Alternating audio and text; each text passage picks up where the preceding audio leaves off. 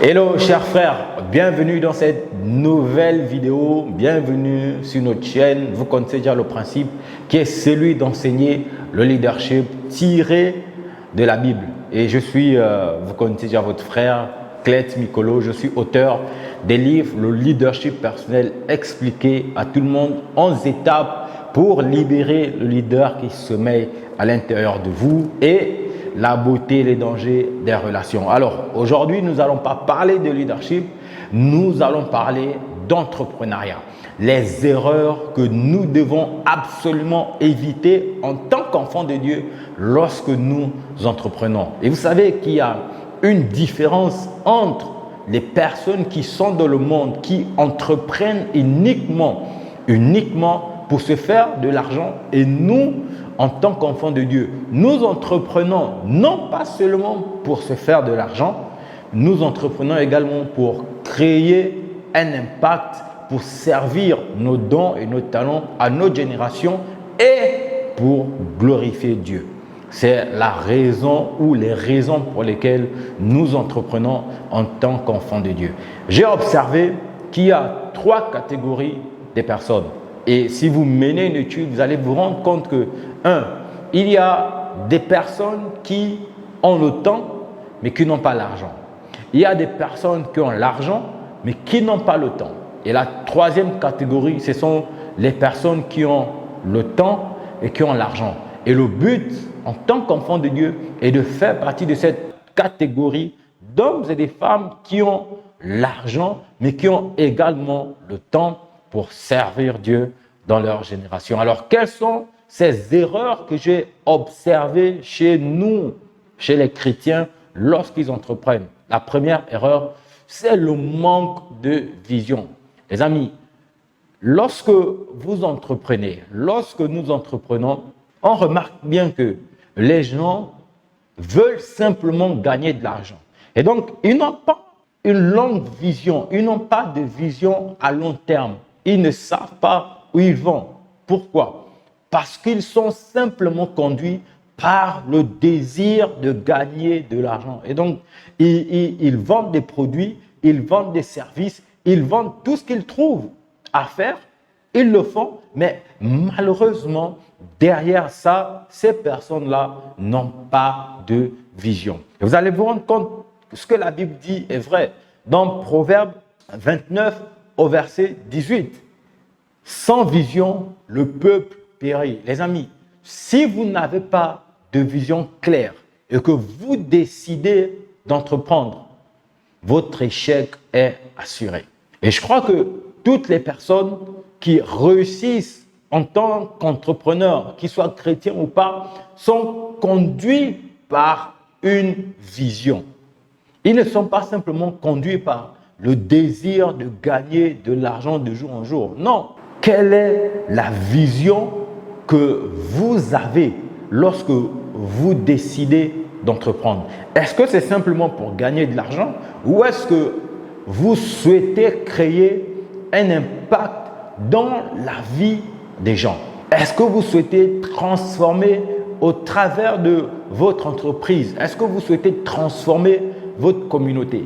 Les personnes qui réussissent dans l'entrepreneuriat ont une vision à long terme. Elles ne fonctionnent pas simplement du jour au jour. Ah, ok, aujourd'hui, je vais vendre ceci. Demain, je vais vendre cela. Aujourd'hui, je vais faire telle chose. Après-demain, elles vont faire une autre chose. Non, c'est la première erreur. La deuxième erreur, c'est simplement l'impatience. La Bible dit dans Ecclésiaste 3, au verset 1, « Il y a un temps pour tout. » Malheureusement, et ça, c'est lié en fait à les motivations que nous allons voir plus tard. Les raisons pour lesquelles les gens entreprennent, en fait, c'est parce que ces personnes-là veulent avoir de l'argent. Et elles pensent que l'entrepreneuriat est le chemin le plus court pour se faire de l'argent rapidement. Mais ce qui est évidemment faux, les amis. Ce n'est pas parce que vous décidez d'entreprendre que vous allez avoir l'argent du jour au lendemain. Ce n'est pas vrai. Avoir de l'argent dans l'entrepreneuriat, commencer à prospérer lorsque vous entreprenez prend du temps. Ça prend du temps. c'est un processus, les amis. Mais si vous êtes impatient, vous avez eu ce mythe selon lequel une fois qu'on lance un business, on va réussir, on va se faire de l'argent, c'est faux. Et c'est d'ailleurs la raison pour laquelle beaucoup de personnes ne persévèrent pas. Beaucoup de personnes ne sont pas patientes lorsqu'elles entreprennent. Pourquoi? Pourquoi? À cause des mauvaises motivations. Elles veulent l'argent tout de suite. Elles veulent l'argent tout de suite. Au bout de 6 mois, 1 an, elles veulent déjà faire du profit. Les amis, ça ne marche pas comme ça. Vous allez vous rendre compte, si vous demandez à toutes les personnes qui ont réussi dans l'entrepreneuriat, elles vous diront qu'elles ont été patientes. Et elles vous diront qu'elles ont commencé à faire du profit au bout d'un certain nombre d'années.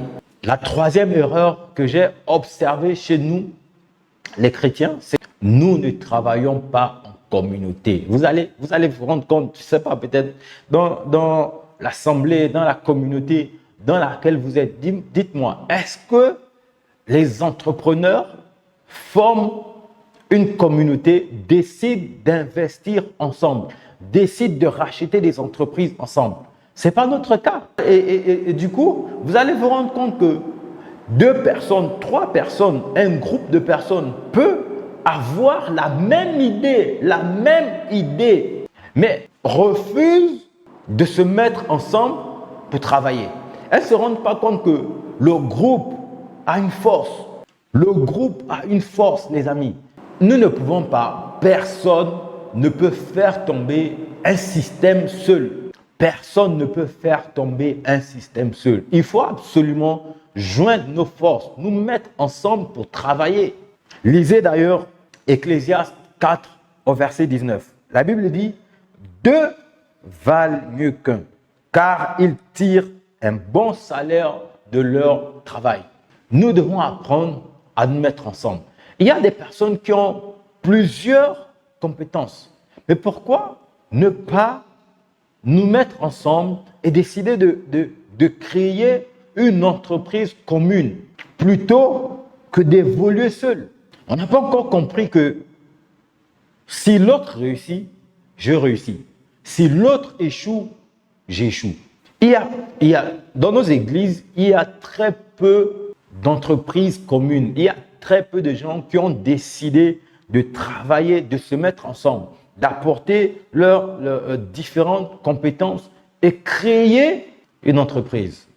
Parce qu'on n'a pas encore compris l'intérêt de travailler ensemble. Alors que si vous étudiez d'autres communautés, pas besoin de les citer, vous les connaissez toutes, de toutes les façons. Vous allez vous rendre compte que ces personnes-là travaillent ensemble. Ces personnes-là n'ont pas peur de prendre des risques ensemble. Parce que c'est pour le bien de la communauté. Ça, c'était la première partie, les 3 erreurs que j'ai observées. Et je suis sûr, en fait, que ces 3 erreurs-là émanent, en fait, des mauvaises motivations qui nous poussent à entreprendre. Parce que beaucoup d'entre nous, nous n'entreprenons pas, en fait, par passion. Nous n'entreprenons pas parce que nous avons découvert une solution au problème de notre environnement. Non. Beaucoup d'entre nous entreprennent à cause des mauvaises motivations. Et quelles sont ces mauvaises motivations? La première motivation, c'est l'amour de l'argent. Peut-être que vous n'allez pas le reconnaître, ok? Mais est-ce que vous êtes d'accord avec moi que beaucoup entreprennent parce qu'ils veulent se faire de l'argent? La Bible dit dans 1 Timothée 6, au verset 10, « L'amour de l'argent est la racine de tous les maux. » Vous allez vous rendre compte que, en fait, ce qui nous conduit, c'est l'avidité, le désir de gagner, le désir de posséder. Et c'est ce qui fait en sorte qu'on n'est pas patient. C'est ce qui fait en sorte qu'on manque de vision. C'est ce qui fait en sorte que nous sommes incapables de travailler en communauté, de travailler avec les autres. Parce que la motivation pour laquelle nous entreprenons est simplement pour avoir de l'argent. C'est la raison pour laquelle vous allez voir que beaucoup d'entre nous, nous avons du mal à trouver des solutions innovantes lorsque nous décidons d'entreprendre. Pourquoi? On a vu une personne qui s'est lancée et son idée a marché. Du coup, tout le monde pense que c'est l'idée que telle autre personne a lancée qui a marché, qu'il faut copier. Et en copiant, malheureusement, ça ne marche toujours pas parce que chacun d'entre nous a sa spécificité et c'est lui qui a reçu la vision d'entreprendre dans ce domaine-là. Et cela ne veut pas dire que vous devez également vous lancer parce que un business, une idée marche. Non. La deuxième motivation, le désir de la richesse rapide sans intention de servir. Le désir de gagner de l'argent rapidement sans l'intention de servir. Les amis, si étudier toutes les personnes, je dis bien étudier les personnes qui ont réussi, étudier les personnes, les grands entrepreneurs, vous allez vous rendre compte que ces personnes-là étaient conduites non pas par le désir de gagner de l'argent d'abord, mais plutôt par le désir de servir.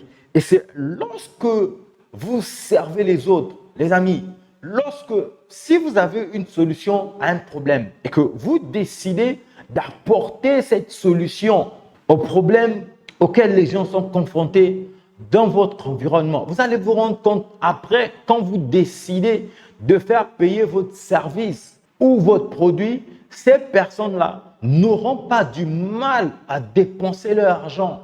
Pourquoi? Parce qu'elles ont vu votre désir de servir. Elles ont vu votre désir de servir. Elles ont vu votre désir de servir. Les amis, avoir une entreprise prospère nécessite du temps et c'est un processus. C'est un processus. Je ne suis pas encore à ce niveau et en toute honnêteté, je ne suis pas encore financièrement indépendant. Je ne parle pas de l'indépendance financière, je parle des erreurs que j'ai observées chez nous lorsque nous décidons d'entreprendre. Il y a un processus que nous devons respecter que malheureusement, nous ne faisons pas. La sixième erreur que nous commettons, la sixième motivation, en fait, c'est vouloir entreprendre sans créer des produits ou encore sans créer des services. Vous savez, on pense qu'on va réussir. On pense qu'il est possible de réussir en entrepreneuriat sans produit ou service. Mais ce qui est absolument faux. Vous allez vous rendre compte que, les amis, les personnes qui réussissent, et vous allez vous rendre compte, vous, avec moi, si vous étudiez les personnes qui réussissent, vous allez vous rendre compte que ces personnes-là vendent quelque chose. Elles vendent soit un produit ou un service. Elles vendent soit un produit ou un service. Elles sont en fait dans le commerce. Elles vendent des choses. Elles vendent leurs compétences. Si vous et moi décidons d'entreprendre, il nous faut absolument penser aux produits que nous devons lancer. Il nous faut penser aux services que nous souhaitons mettre en place si nous voulons devenir entrepreneurs. J'aurais aimé que l'on me dise ces deux choses fondamentales ou encore ces trois choses fondamentales. J'aurais aimé qu'on me dise très tôt, trouve un produit ou un service qui répond aux problèmes des gens. J'aurais aimé qu'on me dise, Clét, pour se faire de l'argent dans l'entrepreneuriat, il faut être patient. J'aurais aimé qu'on me dise que l'entrepreneuriat est un processus. C'est un appel. Tout le monde n'est pas appelé à être entrepreneur. Et j'en parlerai dans une prochaine vidéo. Mais merci d'avoir regardé cette vidéo, d'avoir été avec nous. N'oubliez surtout pas de vous abonner à notre chaîne YouTube, commenter, partager et surtout rejoindre notre communauté. Et si vous voulez qu'on vous aide à bâtir, à construire un produit ou un service, n'hésitez surtout pas à nous contacter. On se retrouve à la prochaine. Bye bye.